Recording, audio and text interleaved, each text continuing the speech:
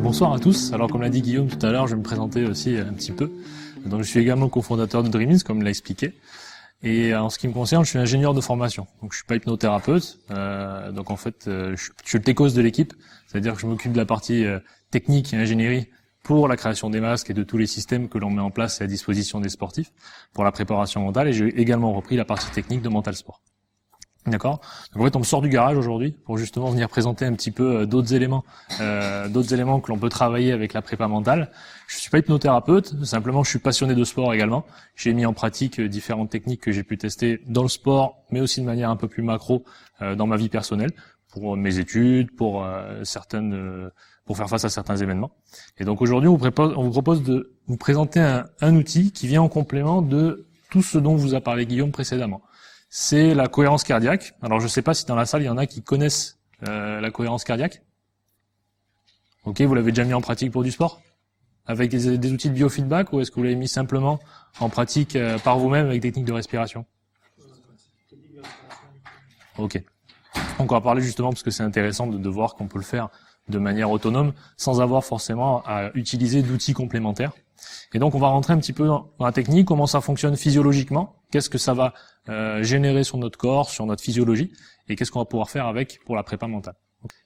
Un peu d'histoire. Alors même si l'image, on a l'impression qu'elle est sortie de Plus belle la vie ou des Feux de l'amour, c'est pas du tout ça. D'accord, on va voir que c'est vraiment un docteur qui a popularisé tout ça derrière.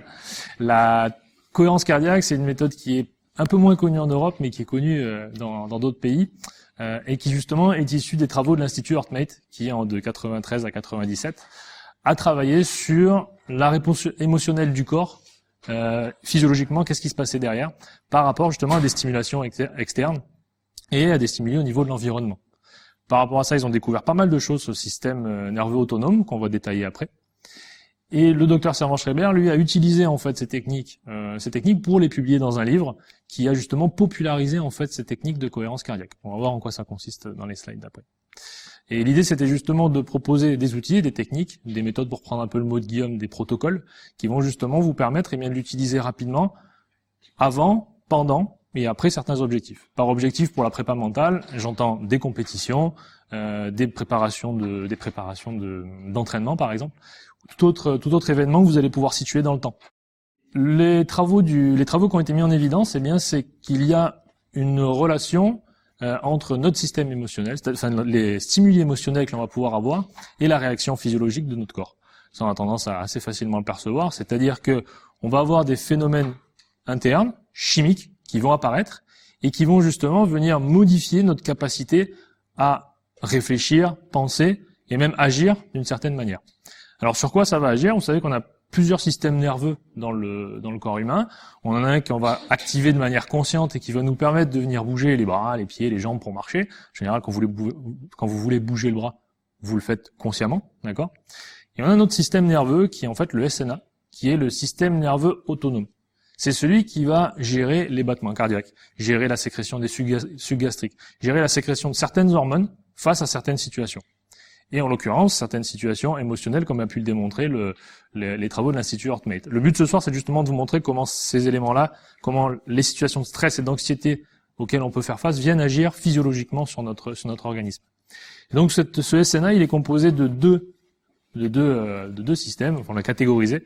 Le système sympathique, donc comme son nom ne l'indique pas du tout, c'est celui qui va venir agir et réagir rapidement face à des actions. C'est-à-dire que quand vous allez avoir, par exemple, je prends le cas d'une agression, votre système sympathique va s'activer, il va y avoir une libération de certaines hormones, l'adrénaline, qui va commencer à sécréter de manière à pouvoir réagir rapidement, et ensuite on va avoir une libération d'énergie qui va être activée par le cortisol. Alors je ne sais pas si vous savez ce que c'est le cortisol. En général, c'est un autre nom, on le connaît plus sous un autre nom. Vous savez à quoi est liée cette hormone-là? Exactement, c'est ça. C'est plus communément l'hormone du stress. Pourquoi? Eh bien parce que dans une situation de stress, ce qui va se passer, c'est que votre corps va réagir pour faire face à cette situation de stress. Soit de la lutte, parce que vous pouvez pas faire autrement, soit la fuite. Et donc du coup, qu'est-ce qu'il va faire? Il va commencer à déstocker de la graisse qu'il y a d'un petit peu partout dans votre corps, et il va en faire du sucre, pour avoir de l'énergie. Pour avoir une quantité d'énergie et réagir face à cette situation. Et le deuxième système, c'est le système parasympathique. Lui, il va se charger de ralentir le rythme cardiaque, de travailler sur la sécrétion des sucs gastriques et bien d'autres hormones encore. Mais l'idée, c'est vraiment de comprendre qu'il y a une alchimie entre les deux qui fait qu'il y a un équilibre à trouver. Le système sympathique s'active pour réagir rapidement, et le système parasympathique lui va charger un petit peu de calmer tout cet élément-là quand on veut redescendre d'une situation émotionnelle un petit peu importante. Alors pourquoi je vous parle de ça? Eh bien parce que une situation émotionnelle, comme je vous dis, c'est une agression par exemple. Mauvaise nouvelle, le corps il fait pas bien la différence entre quelque chose de conscient et quelque chose d'inconscient. C'est-à-dire que quand c'est réel, il va activer ce mécanisme-là, et quand vous allez commencer à imaginer votre objectif, je dis la compétition, je reprends pour toi Adrien l'Ironman par exemple, et comme tu disais tout à l'heure, peut-être un sentiment un peu moins agréable que ce que tu l'as maintenant, eh bien tu vas sécréter ces hormones-là, tu vas les mettre en place, et donc ton corps va commencer à brûler de l'énergie, à avoir un comportement comme s'il était déjà face à cette situation alors qu'il n'y est pas. Et la problématique qui est associée à ça, c'est que lorsque l'on se met dans cet état-là de réaction émotionnelle, en général, on réagit moins vite. Vous comprenez bien que quand vous êtes face à cette situation d'agression, vous avez beaucoup moins de lucidité. Je ne sais pas s'il y en a qui pratiquent les sports de combat dans la salle, mais quand vous êtes face à certaines situations, c'est plutôt les automatismes qui vont se mettre en place, et plus la réflexion. Et le problème de cette situation émotionnelle, c'est qu'elle va venir perturber votre lucidité, votre concentration, et votre capacité à réfléchir. Donc, ce que l'on sait, c'est que le cerveau, justement, cette stimulation va agir sur notre physiologie. Par contre, ce qu'on sait moins, c'est qu'en travaillant avec certaines méthodes et certaines techniques, on peut travailler dans l'autre sens. C'est-à-dire que la mécanique va pouvoir agir sur le cerveau, et on va pouvoir se placer dans un état où on est plus propice à être concentré et à être focalisé sur son objectif et l'atteinte de sa compétition, et du coup gérer son stress et son anxiété. C'est-à-dire qu'on peut faire un petit peu le système dans l'autre sens. Comment? Eh bien, en utilisant un marqueur. Alors, il y a plein d'études, il y a plein de marqueurs qui peuvent être visualisés. Dans le cas de la cohérence cardiaque, celui qui est vraiment pertinent pour l'étude de cette capacité à gérer son stress et son anxiété, c'est la variation de la fréquence cardiaque. Quand vous mesurez votre pouls, je ne sais pas si vous le savez, mais si votre médecin il vous dit vous faites du 60 battements par minute, vous n'êtes pas à un battement par seconde. Votre cœur il va faire 0,8. Un battement à 0,8 secondes, un battement à 1,2 secondes, et puis le suivant à 2,2. C'est-à-dire qu'en fait, votre rythme cardiaque, il est jamais à 60 tout plat. Vous allez avoir une variation. Et cette variation, elle est justement fonction des stimulations extérieures que vous allez avoir. Donc, des états de votre situation émotionnelle à un instant T. Et donc, ce qu'ils ont découvert, c'est que une courbe de cette forme-là, qui va être plus fracassée, un petit peu plus incohérente, et bien justement, elle vous permet pas d'être optimale face à une situation émotionnelle et à votre préparation, à ce que vous souhaitez préparer par rapport à l'atteinte de votre objectif ou la préparation de cette compétition. Et donc le travail consiste à agir, comme je vous l'ai dit, à travailler sur la mécanique pour venir agir sur le conscient. Comment? Eh bien en travaillant sur un état de cohérence cardiaque, c'est-à-dire une courbe que vous allez maîtriser et faire osciller de manière régulière, qui va s'apparenter à une sinusoïde. Et en faisant ça, vous allez justement baisser le taux de cortisol et venir agir complètement sur la physiologie de votre corps et vous placer dans un état qui est beaucoup plus propice à la concentration et au travail émotionnel que vous souhaitez faire avec votre prépa mentale. Donc là, c'est vraiment plus physiologique, mais ça rejoint ce que disait Guillaume tout à l'heure. C'est-à-dire qu'inconsciemment, vous avez des mécanismes qui s'enclenchent, mais consciemment, vous allez être capable de les modifier et de les travailler pour pouvoir réguler physiologiquement les sécrétions d'hormones et les autres mécanismes qui vont apparaître dans votre corps. Alors, comment ça fonctionne? En pratique, ce sur quoi on va pouvoir agir, c'est la respiration. C'est-à-dire que quand on respire, on va pouvoir respirer d'une certaine manière et venir arriver à cet état de cohérence cardiaque et atteindre un état dans lequel vous allez baisser votre taux de stress et du coup récupérer cette lucidité. Et comme je disais tout à l'heure, on verra à la fin dans le récapitulatif, vous allez pouvoir l'utiliser avant, c'est-à-dire pour faire de la préparation, c'est-à-dire être mentalement prêt. Pendant, certains sports s'y prêtent beaucoup mieux, on le verra après. Vous imaginez bien qu'un nageur, il va avoir un peu de mal à respirer toutes les 5 secondes, à inspirer pendant 5 secondes, à expirer 5 secondes pendant qu'il est en train de faire son crawl. C'est un peu plus compliqué. Par contre, vous imaginez bien le golfeur qui est en train de faire son putt sur son dernier trou. Lui, il va pouvoir mettre en place cette technique-là. Et on va voir comment ça fonctionne. Vous allez inspirer pendant 5 secondes et expirer pendant 5 secondes. Et tout ça pendant de 3 à 5 minutes, ça dépend après de votre niveau d'entraînement sur cette technique-là, pour venir justement vous concentrer et vous focaliser sur cette gestion émotionnelle, cette gestion de votre physiologie interne. Alors, c'est très simple, vous allez le voir, le cercle va grossir, quand il grossit, vous inspirez, quand il rétrécit, vous allez expirer. Et ce que je vous propose, c'est de faire justement le test pendant 3 minutes. On va se placer tranquillement, vous allez vous replacer le dos assez droit sur la chaise, c'est-à-dire, voilà, tranquillement, vous décroisez les jambes, les bras, ça va être plutôt pas mal en général. Vous pouvez placer vos mains justement sur vos cuisses, et vous allez pouvoir voir comment cet outil peut être mis en place facilement dans votre pratique régulière pour votre préparation. Vous pourrez l'utiliser très facilement, et ça va être facile à utiliser pour le sport, mais aussi pour votre vie quotidienne. Vous pouvez l'utiliser pour vraiment plein de choses. Voilà. Donc là, vous vous rappelez le coup dès que ça grossit, vous inspirez, dès que ça rétrécit, vous expirez.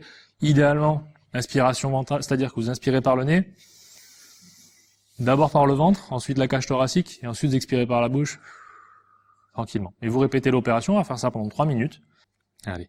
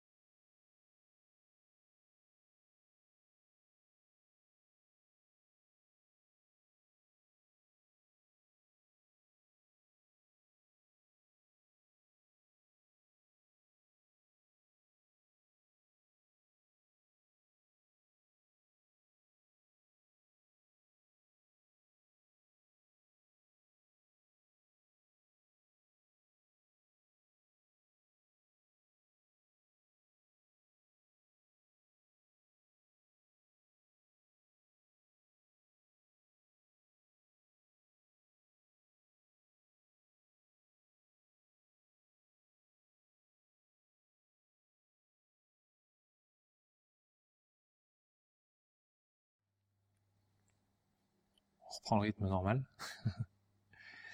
Voilà, cette expérience était pour vous montrer justement que c'est facile à mettre en place, rapide à mettre en place. Est-ce que certains ont déjà eu des sensations pendant ces 3 minutes? Quel type? Pour ceux qui veulent bien en parler ou... C'est ça, voilà. En général, on va arrêter la sécrétion de certaines hormones.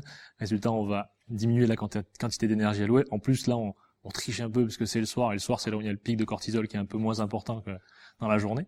Mais voilà. Est-ce que certains ont eu la sensation de sentir leur cœur battre plus fort?